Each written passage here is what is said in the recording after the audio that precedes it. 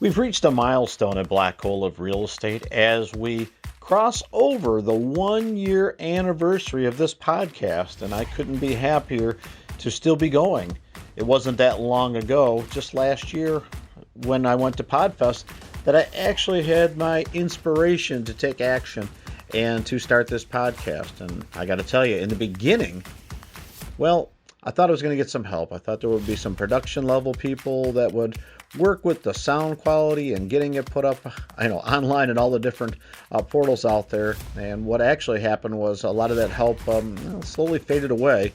I was determined to launch this podcast by March 31st of 2020, and despite COVID and any number of other crazy things going on, we made it on the air live March 31st of 2020, and we're excited that here we are a year later and still going. So today, what I want to talk to you about is the state of the real estate industry and some of the things that are changing. Not really good or better, just observations. And I definitely want to talk to you more about the statistics we went over last week, particularly whether or not you paid too much for a house. So, the first thing I want to talk about right now is the just rush to consolidating all these multiple pieces of the industry. We've seen companies like Zillow, purchasing Showing Time, which was, certainly a ripple effect in the market. We've seen large, giant brokerages buying other small pieces of the puzzle that aren't so small anymore. I believe what you see is a number of tech companies merged into giant conglomerations, whether it's hedge funds or giant brokerages. All I know is this: there's a lot of ancillary pieces of the transaction that are being consumed before it ever reaches the brokers and realtors now. I mean, there's the portals which are selling leads to agents, and they've been doing it at an increasing rate over the years. But now there's all these transaction management pieces that are inserted in there. The proliferation of companies that will purchase your home for cash without ever going on the market and guaranteeing some closing dates. And now we see it even down to the showing systems and some of the platforms of websites that are also being consumed. So I would say this: if you're in this real estate business, a couple things. Number one, for the agents, commission compression. There are so many people, and it's so competitive, that are eating away at what you might be able to earn over the course of a transaction. It's likely to be less in years to come, and I don't see that piece reversing. There was some correction in there, but right now I believe that a lot of companies, or tech companies especially, are realizing that there are pieces of the real estate transaction and the profits that come along with it that can be pulled in. So I believe that, overall, the customer's experience is better. Then, agents and brokers are going to have to find a way to work within the latest parameters. This is not the only industry where there's been compression of revenue. End of the day, the consumer experience is the North Star here. There are enough companies out there that can maximize your experience and deliver goods and services rather quickly and seamlessly for the client. So at this point, if you're in the real estate business and you're nervous about these things, well, if you're moving towards a customer-based solution, you should be fine. And if you're not moving towards it, I'd have you take a look at that. I don't think it's going away. Somewhere is the last Blockbuster store. Netflix kind of, next gen on that one. So I would just say to be aware. It's happening in real estate, and it's not the only industry. I would keep a sharp eye on that. If I was a broker, an agent, or any part of a team right now, it's going to make a difference over the next year. Other things I'm seeing in the market. We all understand the nature of the transaction has sped up. And I've never personally witnessed this, well, certainly in Florida the last 17 years, a time where it was easier to get a home buyer to write an offer. It's never been easier. I think they inherently understand that the market is at warp speed right now, and we all know that inventory is low. That's not news. That's a fact. So for a buyer to compete in this market, hesitation is not something that's going to be a winning result for them. So it's very easy at this point just to have somebody put the pen to the paper. What's harder is to get the thing accepted. And if there's 2 or 5 or 10 offers, you're going to have that one winner and 8 or 9 non-winners, I think the word I want to use right now, in that situation, and they'll go at it again, a wash, rinse, and repeat. We've talked about that. But with this, there's two big fears of any buyer in this market. The first one, and we've talked about this, it's the fear of losing the home. And in multiple offer situations, it's causing people to go above the listing price and reduce contingencies and terms. And I see that accelerating.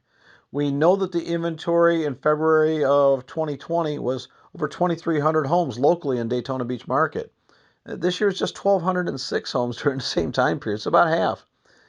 We also know that the median sales price went from $250 in 2020 to $275, up 10% in just a year. The transaction count went up 11% from a little over 360 to well over 400. So as a consumer, if the median sales price is up 10% and the number of sales is up 11%, despite the inventory being about half of what it was, what chance do you have?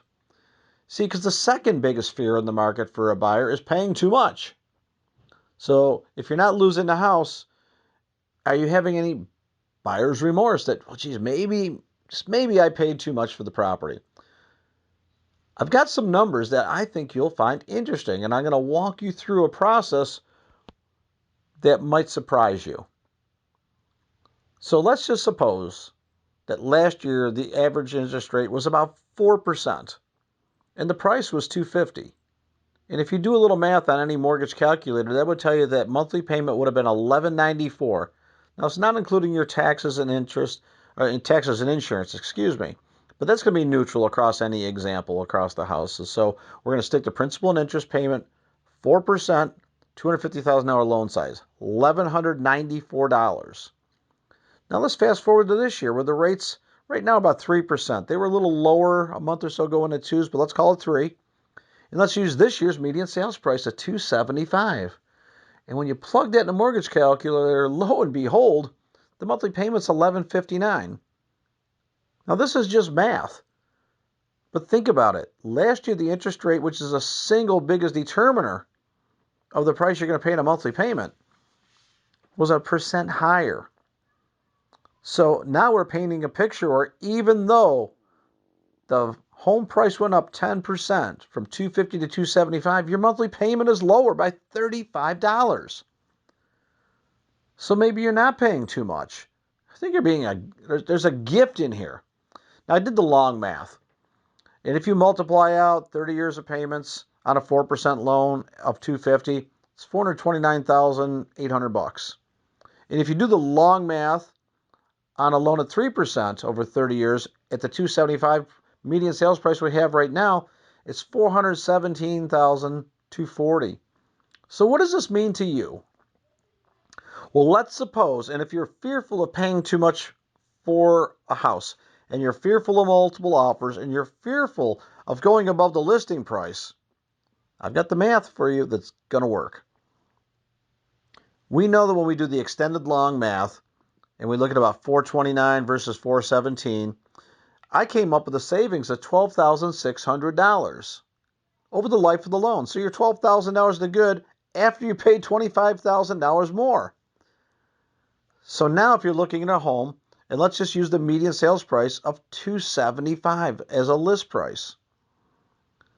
What this is telling me is that you can actually go above the list price by $10,000 to $285 and still have $2,600 left over in your safety margin.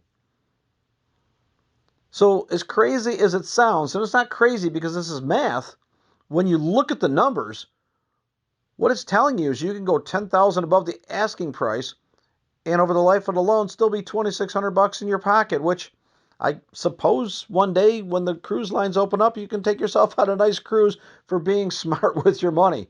Go figure. I'm not sure anybody out there would believe that you could actually see prices $25,000 higher a year later and still have your monthly payment go down, yet it's happening. Now, if you want to fast forward and you want to talk about where is your urgency, this whole thing is off the table if interest rates were to increase, say, to 4% like they were last year. And there may be a dynamic shift in there as far as affordability for a lot of families. But because the inventory is so low right now, I don't think it's going to have any effect whatsoever on the way that buyers are purchasing properties. Because we have to keep in mind, and this is a salient point here, that just because the price goes up per month or the interest rate goes up, it's not taking into consideration those that are purchasing with cash. This is a neutral conversation for them. I would argue that they'll tell you they could care less, but the fact is, in order to compete, there's not a big cash discount out there. All it is purchasing power and a quicker closing, at least for them. Let's face it, most sellers will wait an extra 30 days if there's an extra 10 or 20 grand in there. So cash, while it's king, it's only impressive to a seller if it's a cash offer at the same price as one is being financed, because they'd rather have a chance at that extra money a month later. Now, I will say that the cash buyers are going to buoy this market. It's pretty clear that interest rates will rise. But until the inventory last year was low inventory, and now it's half. We'd have to immediately double the inventory to get to where we were last year when there was a shortage. So the inventory problem is not going to solve itself anytime soon. Higher interest rates will remove some purchasers from the market, but all it really means is a lot of the cash buyers in a multiple offer situation will succeed more often. That's all it means. So if you're hoping for some depression in the market to buy in and maybe buy low or catch a dip, I think you're looking at it from the angle that maybe is not congruent with this market. What I do believe you need to look at right now is the interest rates are a lot lower right now. That is your dip in the market, is the lower interest rates. And your purchasing power has not been better in well over a year because the rates are low, even with the increased prices. So if you're even thinking of buying in this market, that's the number you need to know. You can purchase at the median price or even a little bit higher with a safety net of knowing that you didn't miss the market last year. This year is the market you don't want to miss. Hope you guys are enjoying this episode, our 1-year anniversary. Super excited to be here. I can't wait to get with you guys again for our second year. This is Ron Wysockarski for the Black Hole of Real Estate.